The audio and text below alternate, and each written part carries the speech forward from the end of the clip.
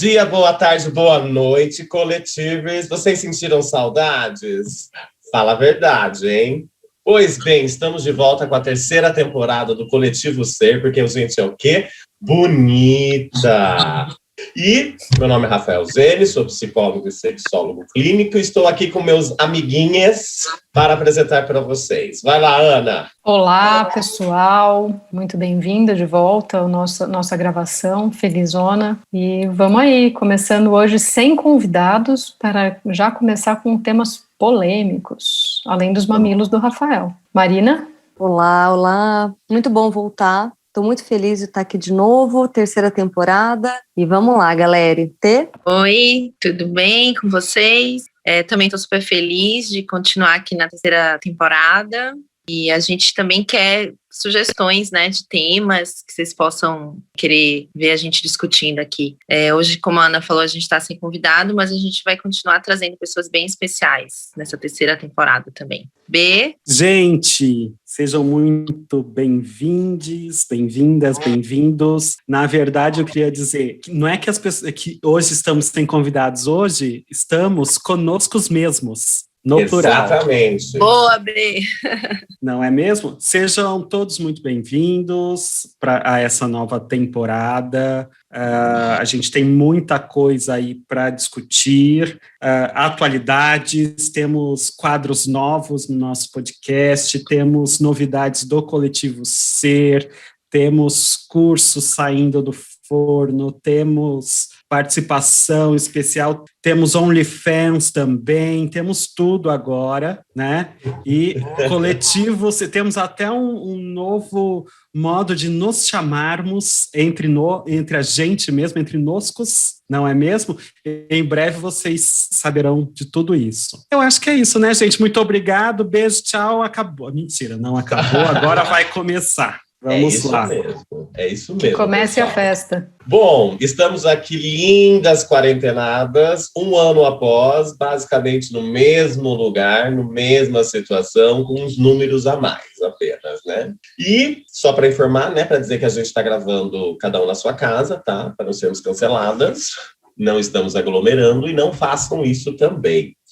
O episódio de hoje ele foi, inclusive, muito inspirado na nossa observação dos últimos tempos das redes sociais, principalmente, que nós percebemos o quanto de conteúdo a respeito de sexualidade e saúde sexual foram feitos por profissionais, por digital influencers, por enfim, pessoas, professores e tudo mais. Eu acho, por um ponto, muito positivo, porque a gente está divulgando o conhecimento, a abertura para essa discussão, porém eu tenho um certo receio, diante de algumas coisas que até a gente trocou entre a gente e vimos, que nem todos possuem, de certa forma, uma especialização ou experiência clínica ou mesmo acadêmica dentro desses temas. Rafael, mas todo mundo tem que ser especialista? Não, mas o especialista tem que ser especialista, não é? Então, nós nos propomos hoje a falar da importância dessa formação, da importância da experiência, porque quem é o principal foco? É o paciente. Então, temos que tomar cuidado com o que a gente divulga, com o que a gente fala, o embasamento científico. Falaremos também sobre lugar de fala versus discurso científico. Traremos algumas perguntas feitas ao longo desse tempo nas nossas redes sociais. E também, de resto, que a gente fala o que a gente quiser, porque, né, gente? Podcast é da gente e meu... E traremos também algumas questões políticas, né, Rafa? Sobre como estamos agora, Exatamente. Nesse momento, para desespero da Tereza, a gente vai entrar na política. Eu tenho certeza que eu e a Ana seremos as primeiras a sermos caçadas. Vocês vão ver. Desespero. Tereza, você quer falar um pouquinho sobre esse desespero? Na verdade, assim, não é nenhum desespero, não é que eu não gosto de falar de política, falar de educação sexual acaba sendo falar de política, sim, mas eu acho que quando a gente divide muito em dois lados, eu acho que a gente acaba deixando de atingir com informações adequadas sobre sexualidade algum dos lados que não se encontre politicamente aqui. Então, eu acho que quando a gente é muito enfático em alguma divisão política, acho que a gente acaba dicotomizando até a informação sobre educação sexual, que eu acho que é a nossa proposta aqui, entendeu? Mas sem que nós somos um nenhum. grupo. Podem mandar bala. Por isso que nós somos um grupo plural e abarcamos desde um lado que é bem anti, né, o que está aí, até outros que são, não que eu diria anti, né, ou a favor, mas até outros que são mais tolerantes, digamos assim. Mas a Tereza mais moderados. Mais em cima do muro, assim, mais ali. Né? Mas vamos enfatizar, que é importante enfatizar, que até quando a gente está aqui falando, né, de alguns partidos, quem sabe, algumas pessoas dentro da política, gente, não pensem que a gente está se limitando a essas figuras principais e tão faladas no momento. Nós temos um grupo político muito perigoso para a sexualidade que está nos bastidores, entende? Determinadas bancadas, determinados grupões ali, entende, que acabam levando a sexualidade para um campo religioso/moral, sendo que ele pertence à saúde, não é?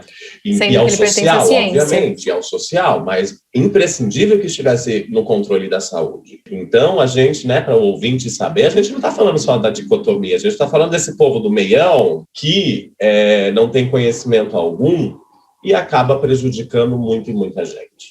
E já entrando, então, no que, né, a gente também começou a falar, a gente está vivendo, nesse momento, uma grande dificuldade política e social, porque a semana passada foi colocado na ONU o Brasil como uma linha conservadora que está querendo caçar o direito à educação sexual dentro do país, sendo que desde 1994 teve uma conferência em que 179 países votaram a favor de que a educação sexual e o direito à sexualidade livre era um direito do cidadão. E hoje a gente está num retrocesso disso tudo, em 2021. Essa é a nossa grande revolta nesse lugar. E educação sexual, como disse o Rafa, ela tem que ser feita de forma adequada, tem que ser feita por especialistas, tem que ser feitas por pessoas que estudam isso, porque é uma ciência, não é, então, eu transo, logo eu posso falar sobre sexualidade. Eu até posso, ali no bar, eu posso, né,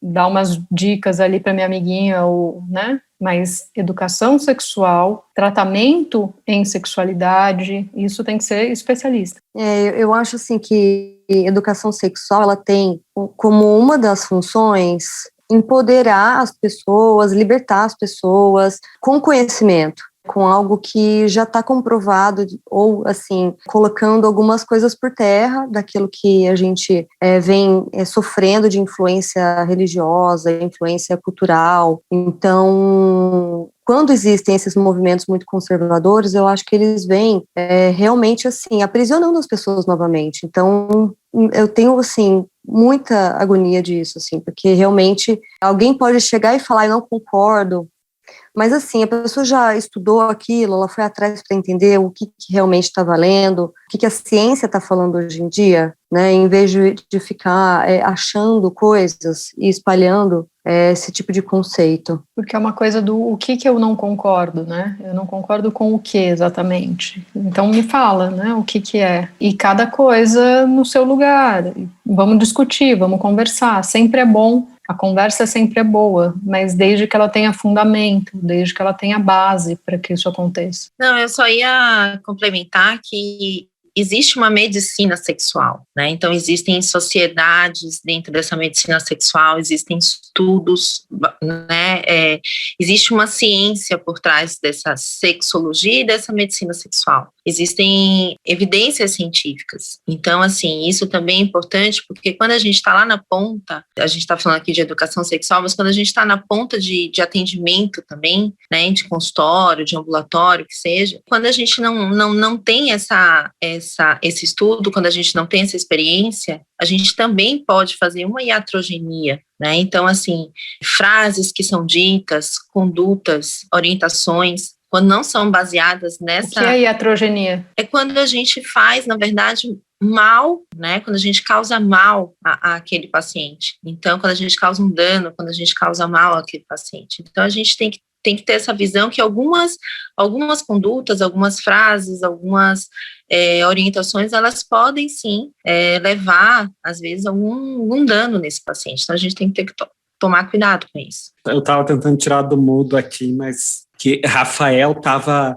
caçando o meu direito de fala, porque ele é assim. Eu só estou tentando polemizar um pouco mais, porque até agora tá pouco, né? Eu estou sentindo que a gente não chegou ainda, né, quente para essa terceira temporada. Mas a gente chegou fervendo, né, queridos? Eu fiquei pensando em vários pontos aí que foram levantados, e é muito triste a gente pensar o ponto que a gente está, né? Porque, assim, a hora que a gente tem que falar que a Terra não é plana, então discutir sexualidade, saúde sexual é algo, né, que é inimaginável. Então, a gente tem visto condutas, tem ouvido coisas que são extremamente complicadas e são coisas fora da realidade. Então, quando a gente pensa que planejamento familiar, e tem um movimento forte dentro do Ministério, inclusive, para que a conduta de planejamento familiar seja abstinência de sexo, é algo que é bastante complicado. Mas eu acho que, entendendo um pouco que existe esse saber técnico, existe essa medicina sexual, e é uma coisa que eu sempre falo, né, que eu discuto é como a sexualidade ela é ensinada ao longo das graduações, né? Primeiro, como a sexualidade é ensinada na escola, já começa a discussão. A gente já teve um episódio, né, sobre educação em sexualidade e tal. Então, voltem nas temporadas. Porque não é uma coisa linear, né? Não é só na escola que acontece a educação sexual e depois nunca mais. É sempre, Exato. Né? É sempre e adequado a cada público. Então, você não vai chegar para uma criança que está entendendo o que é o corpo e ensinar para ela o que é fisting. Não é assim que funciona. Então, é um aprendizado adequado à idade, à realidade, né? E isso vai evoluindo. Tereza, o que é fisting? Hein, Tereza, conta pra gente. Já esqueci, conta aí o que é fisting. Vou dar uma dica, Tereza. Estão fazendo gestos aqui. Uma mão para você? Estão fazendo gestos para a Tereza. Fisting é quando você introduz a mão, punho, o antebraço no ânus ou na vagina, tá? Isso é o fisting, é uma prática que pode ser contida no chapéu BDSM, no guarda-chuva BDSM. A gente já falou sobre isso também, mas só um parênteses aí, já que falei de fisting. Lembrem-se de que, se fizerem fisting, usar proteção, usarem luvas de látex, bastante lubrificante, e lembrem-se de ter uma palavra de segurança, de preferência que não seja pare, porque se a pessoa está fazendo, está lá e gosta de fistar e a outra ser fistada, você fala para, eu acho que o negócio fica ainda mais apimentado. Então, sei lá, usa uma cor, né, alguma coisa aí. Manjericão, falou manjericão, para.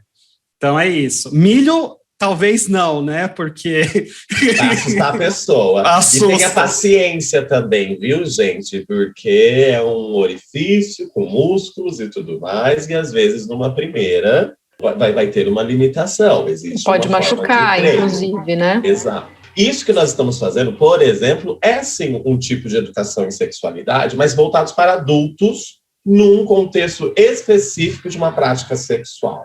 Entende? Mas como o Ber falou, não, a gente não vai ensinar para criança. Para criança a gente vai ensinar coisas que, tipo, você não vai ser abusada, entende? Como denunciar. Você precisa, para criança a gente precisa ensinar assim, olha, dá licença, eu vou te limpar. Dá licença, esta parte é a sua parte íntima, você tem direito à sua parte íntima. E indo aos pouquinhos, cada etapa, ensinando um pouco mais. Olha, você gosta de mexer nas suas partes íntimas, você pode ter um lugar privado, ela precisa entender o que é privado.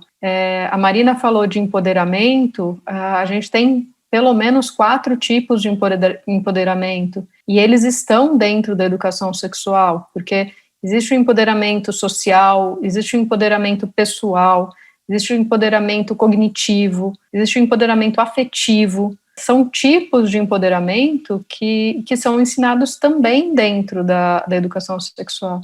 O relacionamento e a forma de relacionamento também é ensinado dentro da educação sexual.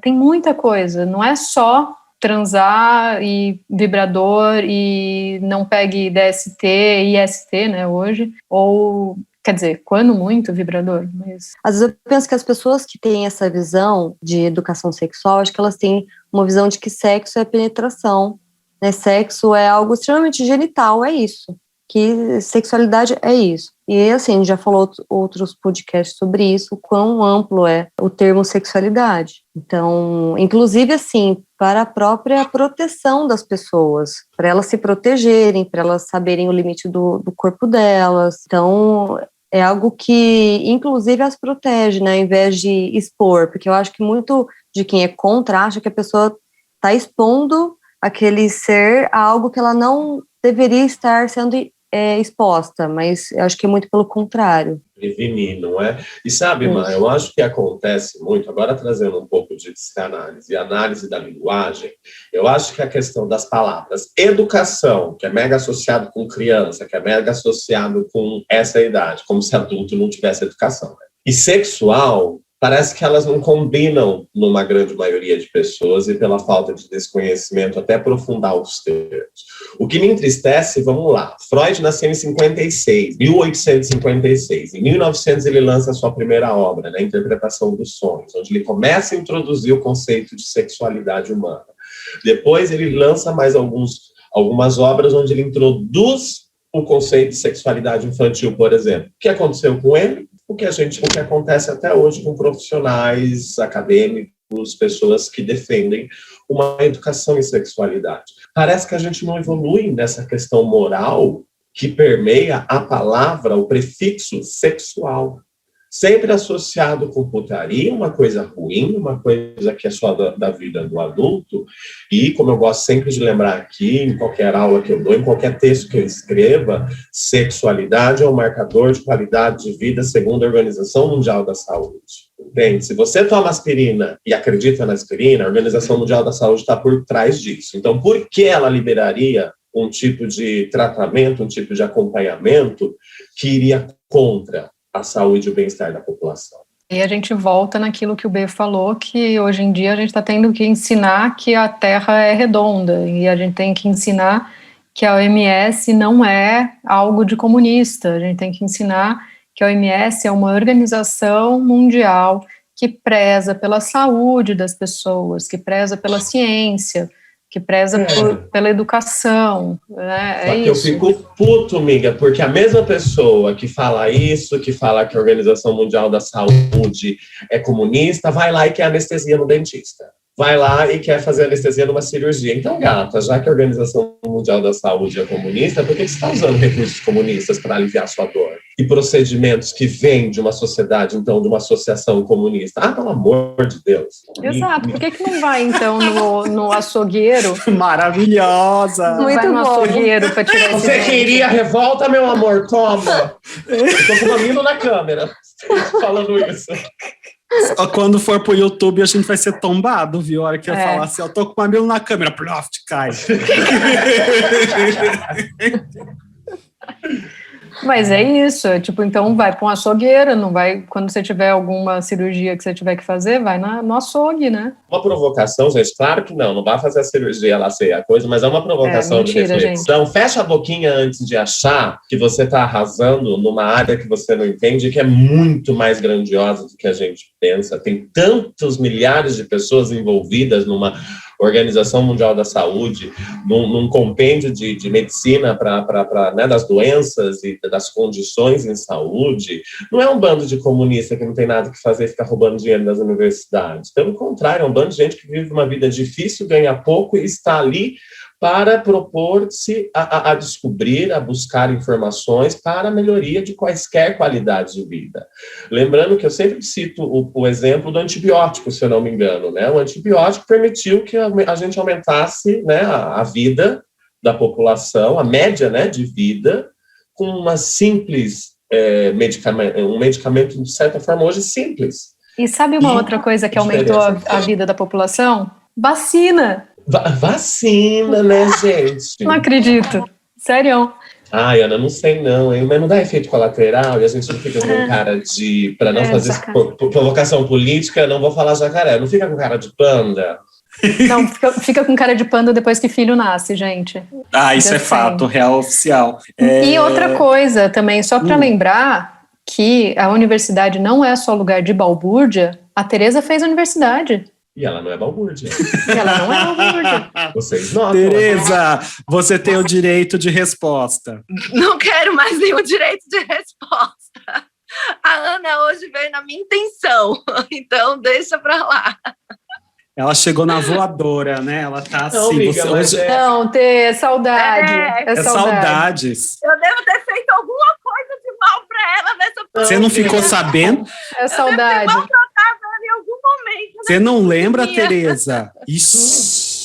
Então, calma aí. Não lembro. Devo ter dito alguma coisa, tipo, seu cabelo tá feio, seu óculos tá torto. Gente, assim. mas falar que cabelo tá feio na pandemia é quase elogio, né? Porque assim, né? Mas meu óculos tá torto? Não, o óculos dela tá torto. O que a gente quis dizer, não pelo contrário, amiga. Você é o lugar de fala de uma pessoa fina, elegante, entende? Ponderada.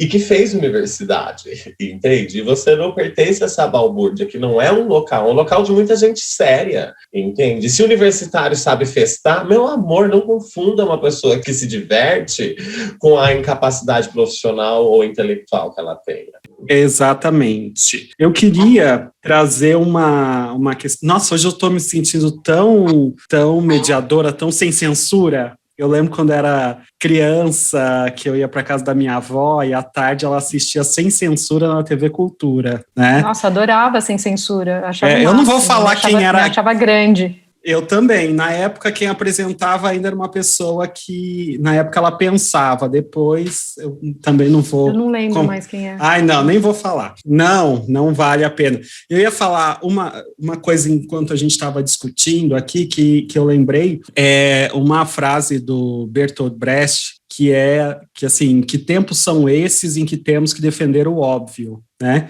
E é isso. Então, a gente está num tempo que temos que defender o óbvio. Mas, dando um passo à frente aqui, como mediação em conflitos, gente, existe curso disso, viu? Comunicação não violenta e tal. Eu queria entender um pouquinho os passos para se tornar alguém que trabalhe com saúde sexual. Quem gostaria de responder? O primeiro é beleza, Sofia. Se não tiver beleza, não isso pode. Não. Tem algumas pessoas que são questionáveis. Também não vou entrar nesse... Mas aí que entra, a educação sexual defende, ou sexualidade defende, que todos somos belas. Que existe beleza universal para todo mundo. Todo mundo pode se pegar. Mas tem alguns que estão falando que são educadores sexuais e que não... aí que eu queria entrar. Boa, a gente está falando do grupo oposto que a gente estávamos falando, né? Que é uma galera que acha que pode estar fazendo bem, é legal a proposta, mas temos que tomar muito cuidado, especialmente com generalizações que a gente escuta e vê por aí, com uma simplificação e banalização de alguns conceitos. Mas começando a respondendo, Ber, os prazos, eu acho que está relacionado a quaisquer áreas que um profissional da saúde decide se especializar ou se aprofundar. Um especialista em transtornos alimentares, não é porque ele come que ele entende de problemática com comida, não é? Não é porque você teve uma mãe depressiva que você entende necessariamente de um tratamento depressivo. Então, não basta estar à vivência. Há questões que a gente vivencia, mas não está num grupo que vivencia outras coisas. Então, o conhecimento é o primeiro passo para... Infelizmente, temos que usar a palavra formação. É necessário uma formação. E aí, que tipo de formação? Nós temos cursos voltados para profissionais da área da saúde, vou focar nesses primeiro, profissionais da área da saúde, normalmente é uma especialização, né, uma pós-graduação. Existem cursos de extensão também. Cursos de extensão também, mas para profissional da saúde existe terapia sexual / sexologia, que aí normalmente são frequentadas por médicos de áreas específicas, como ginecologistas, urologistas, psiquiatras, até obstetristas eu já estudei, pessoas que lidam com determinadas, pediatras, com determinadas... Clínica geral também. Clínica geral também. Afinal, é um conceito geral de toda a população tem a sexualidade, mas determinados grupos médicos acabam se aprofundando porque as queixas acabam aparecendo mais em seus consultórios. Assim como psicólogos, alguns outros profissionais da saúde, eu conheço menos hoje em terapia sexual, mas por que terapia sexual acaba atraindo ou é aberto para a população com alguma formação em saúde? Por causa da questão do atendimento clínico, entende? O raciocínio clínico praticado na medicina, praticado na psicologia, todos os anos que a gente fica aprendendo esse raciocínio clínico, num curso de sexualidade, você une os conhecimentos. Como eu aplico esse raciocínio clínico a uma questão de sexualidade? Esse é um tipo de curso, um tipo de formação para uma questão específica. Consultórios, ambulatórios, hospitais, não é? É um lado de cuidado com a saúde a partir de uma perspectiva clínica. Educação sexualidade já é um curso mais aberto. Eu até indico, todo mundo devia fazer, independente da sua formação, porque a educação sexualidade pode ser aplicada em qualquer lugar. Então, ele é um curso que atrai muito professor, eu estudei com policiais, médicos, psicólogos, terapeutas ocupacionais, assistentes sociais, professores. Ele é muito amplo, a gama de profissionais. Foi muito legal, inclusive, fazer essa formação pela troca. Advogados, que são tantas áreas que trazem questionamentos que a gente nunca faz normalmente na nossa área. Então, falando em especialização, são essas duas frentes, educação e sexualidade, que é uma, e terapia sexual, que é outra. Existem os cursos de extensão e existem os cursos específicos para cada, digamos, situação. Então, assim, você tem uma situação dentro de um hospital que você precisa capacitar os seus enfermeiros, médicos, né, os seus profissionais, para lidar com um tipo de situação. Você pode ter um curso de extensão específico para aquela situação, e assim vai, e assim por diante. Eu quero trabalhar só especificamente com sexualidade da mulher cis, né? Eu quero trabalhar só com pessoas trans. A gente pode ir dividindo os cursos e essas especializações em vários, essas extensões em vários pequenos cursos. Assim, né? Como nós, acho que nós podemos falar um pouco, específico, né? Existe um curso específico de especialização em educação sexual, mas assim, para você dar aula dentro de uma determinada questão, ou de uma determinado tipo político, né? Sexualidade e política, sexualidade e direito, tem sexualidade e direito, como é que você usa, né, dentro do direito questões da sexualidade, existem muitos tipos, e aí entra no que a gente também está querendo fazer, né, montando e vai montar. Alguém quer falar sobre isso? Eu queria acrescentar a parte prática do atendimento, assim. Eu lembro quando eu fiz pós-graduação, que, assim, algumas áreas eu achava até mais tranquila de entender, outras não, mas quando eu fui para a prática, nossa, assim, as coisas, aí que tudo vai ficando mais claro, que você vai entendendo as particularidades de trabalhar com cada tipo de população, então, assim, nem que seja, talvez, uma supervisão, né, mesmo que talvez a pessoa faça um curso que é teórico, mas que tem supervisão, ela pode começar a usar aqueles conhecimentos na prática e conversar com alguém que entende, né? Sendo uma coisa que ela faça com uma certa periodicidade e tudo mais, eu acho que acrescenta muito, porque essa parte prática eu acho que realmente é super importante. Arrasou, Má, arrasou. Você complementou super bem, que nessas formações clínicas que eu falei no início, exatamente, faz parte também do curso essa coisa da prática, como quaisquer outros cursos em saúde, que é preciso, sim, algumas horas de prática e supervisão. Eu sugiro que até a gente principalmente das nossas áreas aqui. Isso, calma aí, Rafa, deixa só a Tereza falar, que ela queria falar antes. Vai lá, Tereza, desculpa. Não, na verdade eu ia falar mais ou menos parecido com o que a Marina comentou, que a diferença de você também ter aulas teóricas, né, de você ter conceitos que são importantes, esse embasamento, mas de você ter um atendimento sob supervisão. Isso dentro, por exemplo, da ginecologia, né, em que a gente tem uma formação na residência médica de ginecologia e obstetrícia, a gente não tem ambulatórios de atendimento em sexualidade, isso é muito raro. Por exemplo, lá na Escola Paulista a gente tem, né, um ambulatório específico de atendimento em sexualidade, mas eu, por exemplo, onde eu fiz minha residência médica, eu não tive essa experiência. E muito diferente você ouvir, por exemplo, numa aula, como fazer uma anamnese sexual, ou seja, como antes de você perguntar sobre a vida sexual, como que você deve abordar isso, quais são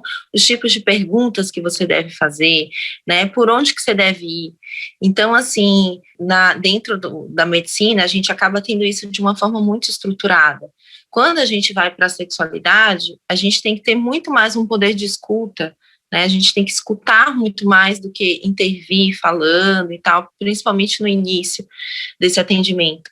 Então, é importante, eu vejo isso nos residentes, quando chegam lá no ambulatório, eu vejo isso com os estudantes de medicina, o quanto que eles olham para a gente no atendimento e falam assim, nossa, eu nunca vi um atendimento dessa forma, né?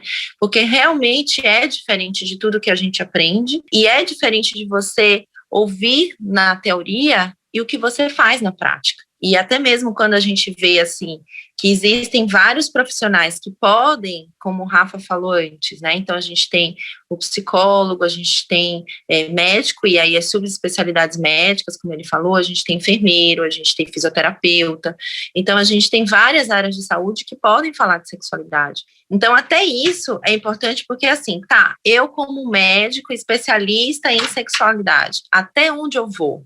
Quando que eu encaminho para um psicólogo, quando que eu encaminho para um fisioterapeuta, quando que eu encaminho... Então, ter essa prática de atendimento, como a Marina estava falando, sob supervisão, faz também a gente acabar tendo esse feeling de até onde a gente vai e compartilhar, porque quando a gente fala em atendimento em sexualidade, a gente sabe que o maior ganho é quando esse atendimento é multidisciplinar, quando esse atendimento é multiprofissional. Então, é importante que a gente veja isso, que a gente sinta isso, que a gente pratique isso, para que a gente possa prestar realmente o melhor atendimento.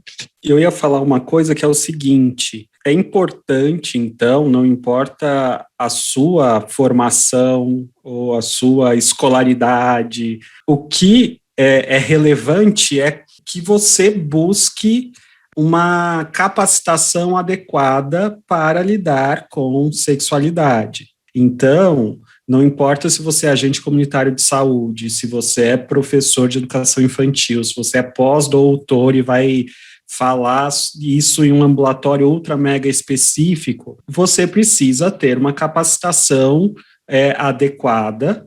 E aí são os mais variados níveis, então, como a gente falou, desde cursos livres, cursos de aperfeiçoamento, curso de extensão, pós-graduação, especialização, residência, tem tudo que você imaginar. Mas lembrar que, além de ser algo multiprofissional, não é algo exclusivo para a área da saúde. Então, como a gente tem dito que a questão da educação e sexualidade é importante, não são só profissionais da saúde que têm que fazer isso, né? Todo mundo tem que fazer. Então, essa capacitação, essa formação em sexualidade, para ficar mais amplo, né? Eu vejo como fundamental, né? Para a gente conseguir lidar com esse tema de maneira adequada e também não sair falando coisas absurdas por aí que a gente escuta, né, infelizmente. E outra coisa, ter uma formação não quer dizer que a pessoa também está apta para falar qualquer coisa. Então, isso é um outro ponto que a gente tem que olhar com cuidado. Rapidinho, só um parêntese. que eu achei que você falou super importante, ainda mais depois do comentário que eu falei das especialidades, que foi o que o Rafa introduziu. Uma coisa é você ter a formação em educação sexual e outra coisa é terapia sexual, né? Então, assim, o que você está dizendo, outros profissionais que não são na área de saúde, né, podem ter esse interesse, podem ter esse gosto dessa formação em educação sexual, mas não necessariamente isso vai habilitar essa pessoa a fazer uma terapia sexual. E por quê, né, gente? Vamos trazer o porquê, né? Que às vezes as pessoas vão, principalmente por uma parte estudada dentro das sexologia ou terapia sexual, que são as disfunções sexuais. Isso é um diagnóstico, entende? Porque que daí nessa área fecha na saúde, possui CID, está no DSM, possui manual de tratamento, precisa das bases da psicologia e psiquiatria, principalmente para aplicar as técnicas. Nesta parte, por exemplo, um educador sexual acaba não entrando por conta da parte da saúde. Mas também um terapeuta sexual, até indico que é bom fazer. Educação e sexualidade, eu acho que todo mundo precisa fazer, mesmo que você seja terapeuta sexual, porque tem ferramentas da educação que a gente não aprende como profissional da saúde, não é? Porque é um método pedagógico. Sim. Então não pertence à saúde, à pedagogia. Então por isso que a gente acaba normalmente migrando para as duas áreas para ter mais ferramentas. Só que a parte que mais me preocupa normalmente daqueles que se vendem terapeuta sexual, às vezes sem a formação, é a parte de tratamento de disfunções sexuais, principalmente. E outras coisas que a gente pode citar que a gente sabe, acompanhamento de pessoa trans, né, a avaliação familiar referente a aceitações e trabalho terapêutico multifamiliar, familiar também para uma questão de uma aceitação, sexualidade com públicos específicos, então tem as variantes abusos que acabam... Abusos sexuais que precisam de terapia, mas assim, eu não me vejo trabalhando com sexualidade, até para os ouvintes saberem, nós do coletivo, nós trabalhamos muito juntos em nossos consultórios, porque eu não consigo me ver trabalhando sozinho nisso. É impossível trabalhar, às vezes, uma disfunção sexual feminina sem eu não envolver o Bernardo, a Ana, a Marina e a Tereza. Cada um com a sua área, cada um com a sua especialidade, porque é uma soma de fatores que leva a tudo isso. E aí eu acho que cada vez mais... tem o seu lugar de fala e especialização. Exato, e cada vez mais a gente percebe que na saúde praticamente impossível a gente trabalhar sozinho ou sem uma parceria, uma equipe multiprofissional. E aí vem todos aqueles conceitos multidisciplinar, transdisciplinar e tal. O que importa é o seguinte, a gente tem que entender as nossas limitações e até onde a gente pode ir como profissional e entender que existem outras pessoas também que são capacitadas e muito mais capacitadas em determinado assunto e que aquela pessoa pode ajudar muito mais o paciente, né? Mais alguma coisa sobre isso vocês querem falar? A gente pode adiantar um pouquinho a conversa, e aí? A gente está caminhando bem. Eu gostei da Ana ter introduzido a questão de a gente falar um pouco do discurso, o discurso do lugar de fala e o discurso do especialista, e como que a gente pode então fale isso, Rafa. Gente, que aí eu acho que esse é o tema central do episódio de hoje, a partir da nossa observação nesses meses em Instagram e tudo mais, né? Onde a gente viu um profissional X falando um assunto, daí você nota no Lattes ou na coisa, a pessoa não tinha tanto uma formação. Digital influencers que estão em locais de falas específicos e que são importantes a mostrar vivências deles, o recorte deles também. O que eu quero dizer é que, às vezes, nós que somos da sexualidade, quando a gente está no campo, né, a gente percebe, né, gente, uma grande dificuldade, às vezes, entre a academia e a população geral de áreas específicas em relação ao discurso de lugar de fala versus discurso especialista. E eu entendo os dois lados. Sim, né, como uma frase que eu ouvia muito lá no Núcleo Trans, eu acho...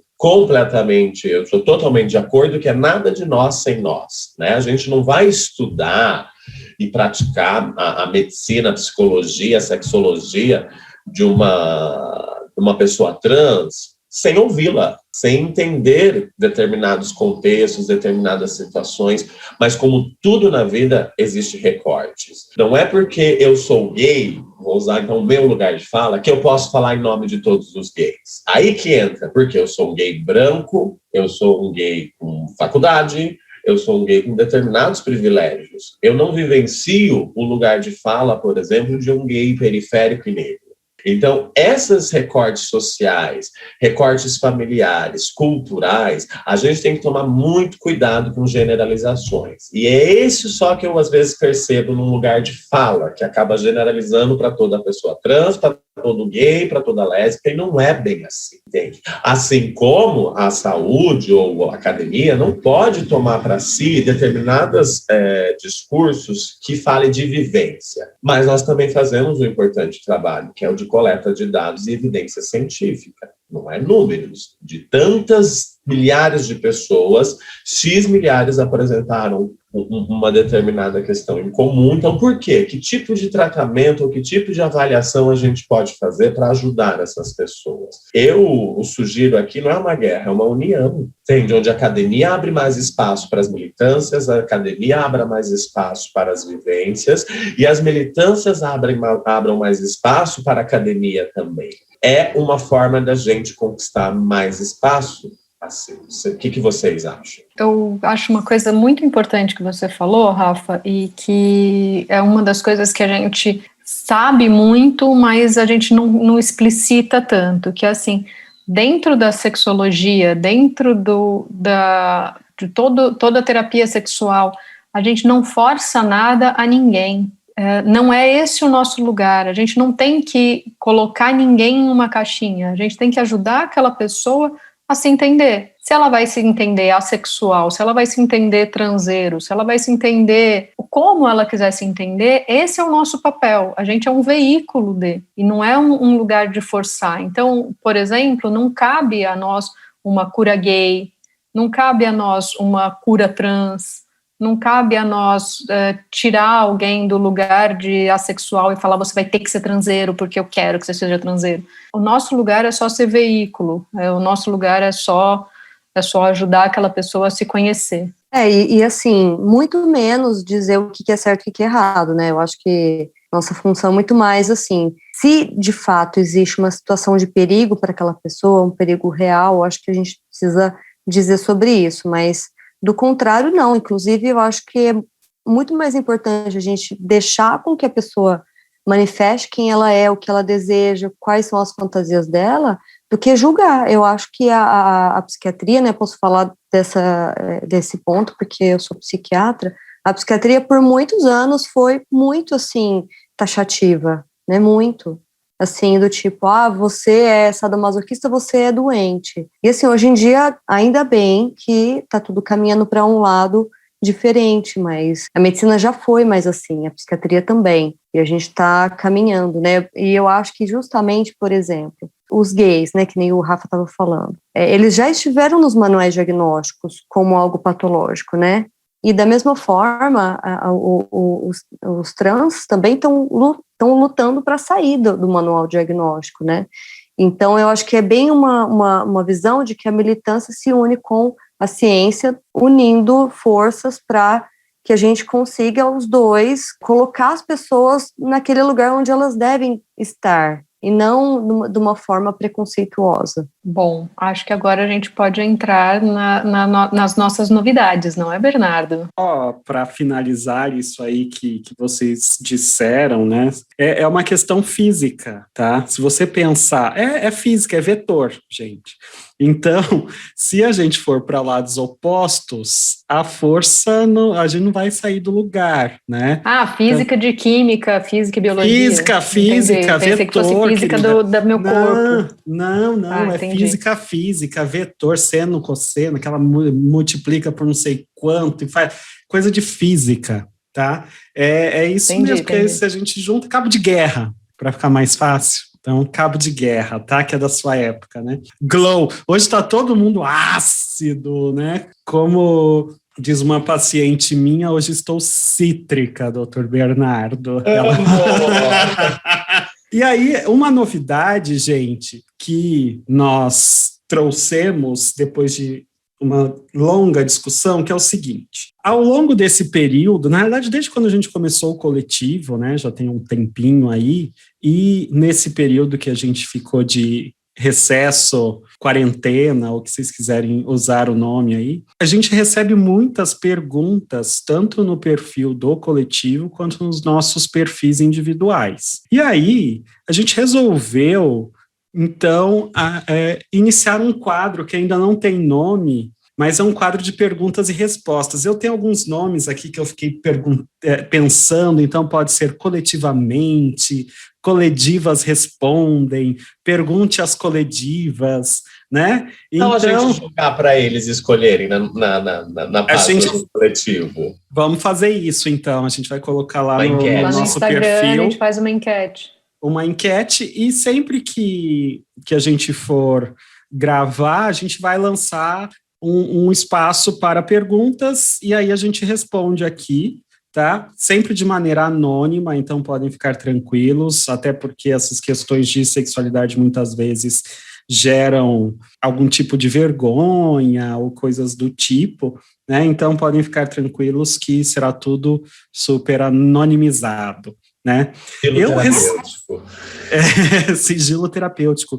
Só a gente aqui. E eu recebi algumas perguntas, eu não sei se vocês receberam também, se vocês querem colocar a pergunta aí para a gente responder, se eu coloco as minhas. Eu vou colocar uma que eu recebi, que é o seguinte: eu queria ouvir de vocês a opinião, que é o seguinte: chegou um rapaz, pelo que ele disse, cis, hétero, e que ele tem tesão, assim, morte de vontade de usar calcinha para transar. Nunca fez isso, porque ele tem medo, ele tem uma namorada, ele tem medo de falar isso para a namorada. Como lidar com essa situação? Eu acho que primeiro precisa arrumar aquelas calcinhas que elas são ajustáveis na lateral, porque senão ele pode alargar a calcinha da namorada, dependendo tem lojas do tamanho. Com calcinhas masculinas acho que começa por aí.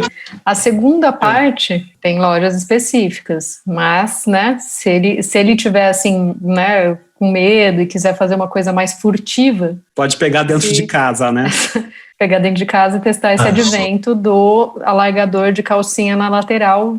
É bom, é útil. E segundo, que assim, pode também começar a usar sozinho ali, ver como é que se sente e conversar com a parceira, né? A parceria tá aí para isso. É um passo a passo, na minha opinião. Começando, se eu estivesse no meu consultório, o primeiro passo que eu daria é primeiro compreender o que ele acha do vestir calcinha, qual é a opinião dele a respeito, para a gente avaliar se isso para ele possui padrões morais, porque já abrindo aqui para vocês, ouvintes, não é porque o cara quer usar calcinha que ele seja gay ou quer ser travesti, não tem nada a ver, isso é uma calcinha.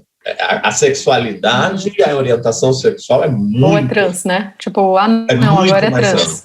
Do que isso, entende? Não dá para a gente colocar numa categoria crossdresser ainda também, porque é uma calcinha. Então, primeiro ponto é analisar com esse cara hétero o quanto a heterossexualidade dele se sente, a masculinidade dele se sente ameaçada, para ver se ele está preparado e de acordo com isso, não é?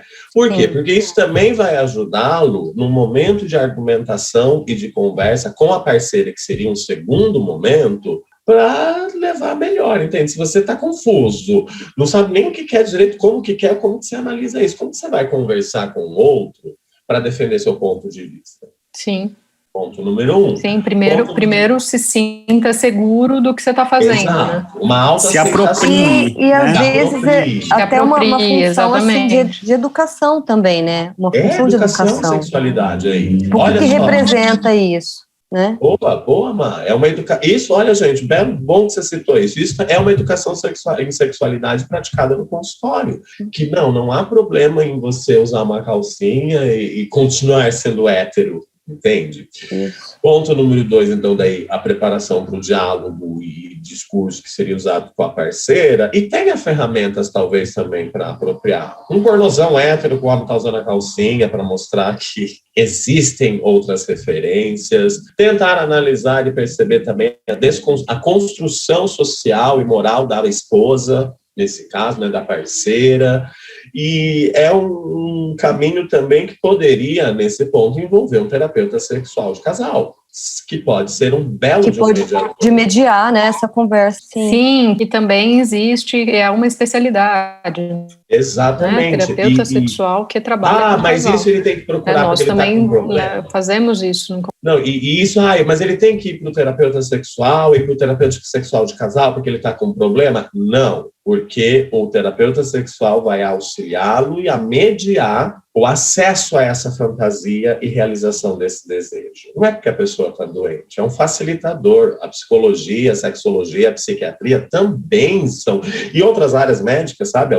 Quantas vezes a Tereza deve ter feito algum trabalho de mediação dentro do consultório dela? Então, o profissional da saúde, às vezes, principalmente quando a gente envolve sexualidade, gente, a gente vai meter alguns bedelhos na tentativa de auxiliar na mediação. Essa é a minha opinião, e vocês? Nossa, concordo totalmente, Rafa. Inclusive, até assim, às vezes, depois que você faz uma parte educativa, às vezes, aquela necessidade de colocar em prática, às vezes vai sumindo. Assim, aquela vontade, às vezes a pessoa entendendo qual que é o fenômeno, o que acontece com ela, às vezes aquilo fica no âmbito fantasia e não necessariamente precisa ir para a prática para ela usufruir daquilo, porque ela pode resgatar isso no momento da relação sexual, ela pode imaginar isso, não necessariamente se ela perceber que ela, de fato, para ela não faz tanto sentido botar em prática, porque às vezes a fantasia é uma coisa que, assim, na fantasia desperta uma super excitação, mas quando você coloca na prática, é um fiasco. Então, nem sempre colocar na prática é um caminho, assim, que vai dar certo. Por isso que eu brinquei logo no começo, falando, tipo, primeiro coloca a calcinha, né, só você ali, se experimenta nesse lugar, porque é exatamente isso, né? Às vezes a gente experimenta uma coisa, não rolou, não me senti bem, ou qualquer coisa, né? E aí não fica nessa fantasia de muitas coisas, nossa, isso pode ser muito legal, e na hora do vamos ver, não é tão legal, né? Isso, e mais um ponto é que pode ser legal também, né? Então, Exato, pode ser muito legal e você pode gostar, e aí a gente segue para outra parte. É isso, Exato. Às vezes vai ampliando a conversa entre aquele casal, entendeu? Repertório. É isso. E aí... Vai que a tua esposa é uma dominatrix escondida ali, doida para praticar. Exato. E aí, um ponto que a gente vira e mexe conversa aqui é que o que é não convencional não necessariamente é patológico. Então, o que é diferente, não é porque é diferente que é doença, que é algo proibido, que é pecado. Então, eu acho que, resumindo tudo, né, Tereza, você quer falar alguma coisa? Você ficou quietinha, Tereza. Fala alguma coisa da calcinha, Tereza, fala. Não, eu eu concordo com tudo aí que vocês estão falando mesmo.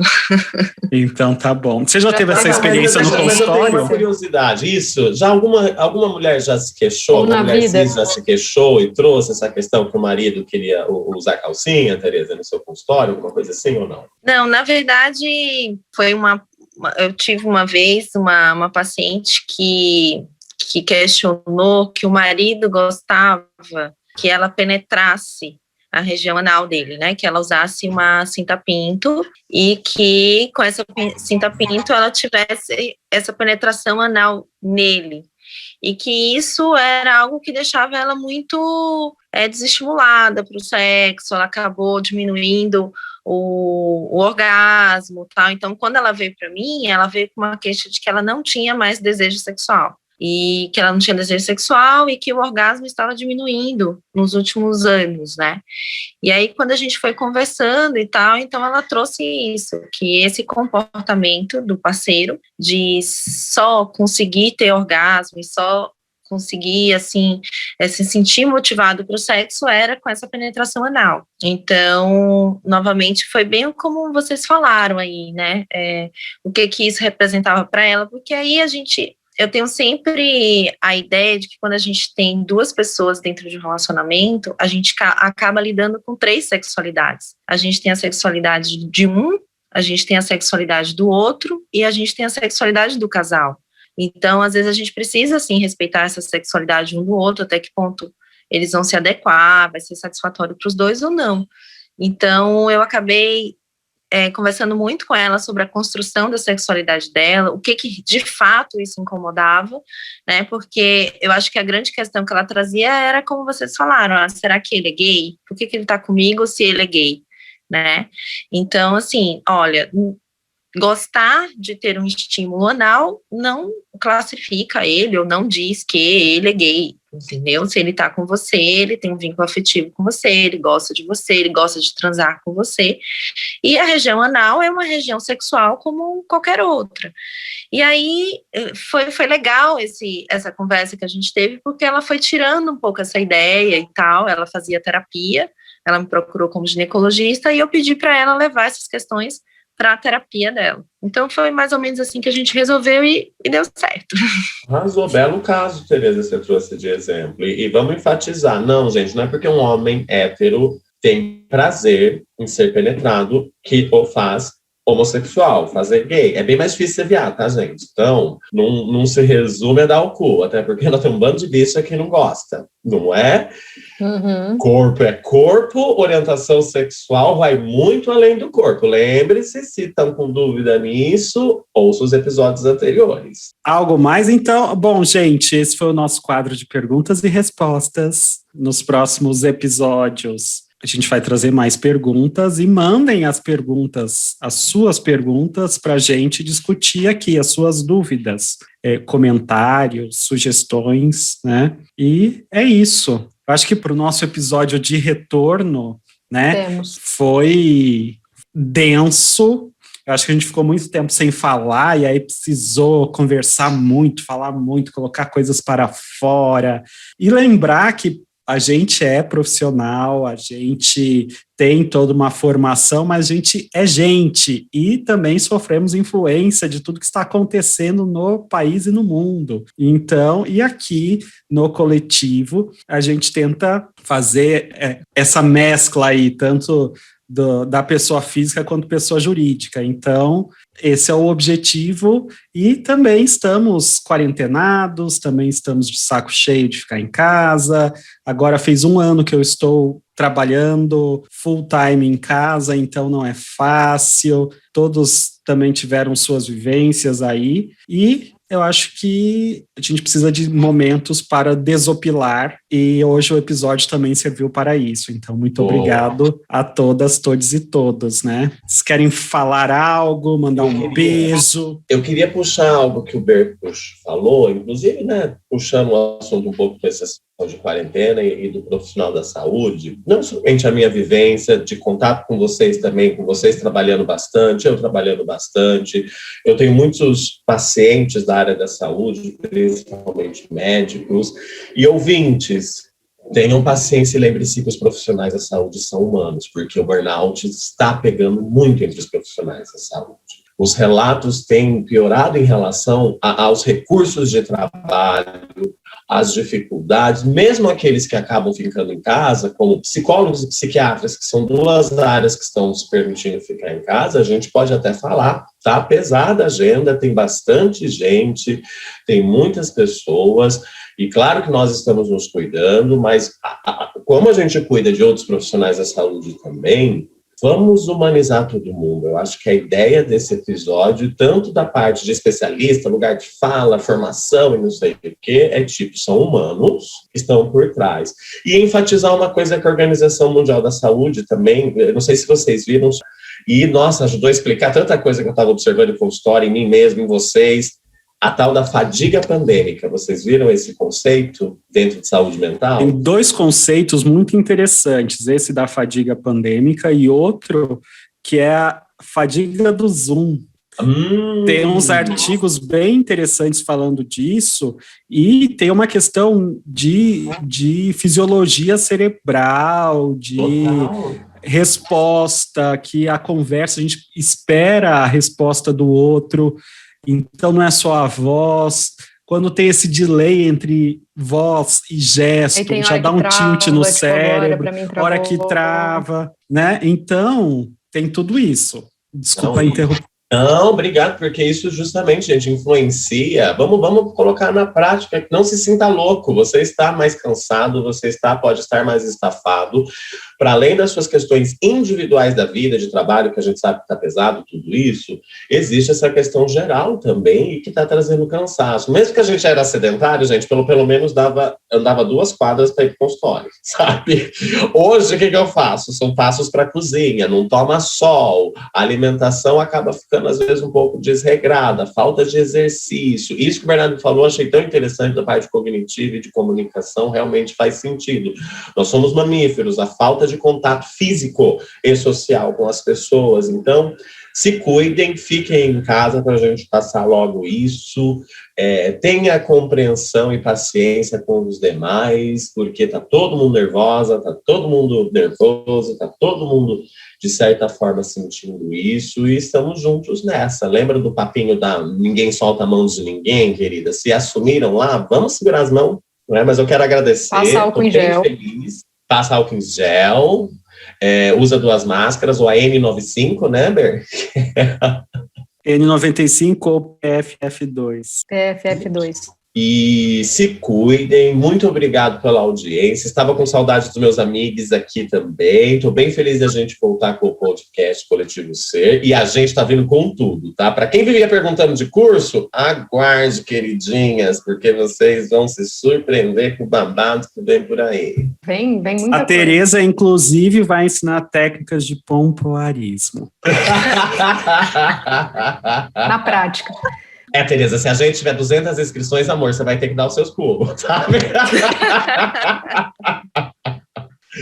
Também queria falar uma coisa, um beijo para todo mundo também, e não escutem o atual presidente, porque ele só fala merda. Eu acho que é importante a gente estar aqui falando e falando de novo sobre a importância da ciência, a importância da educação, a importância de conversarmos e de poder discutir e conversar sobre outros temas e se capacitar, principalmente.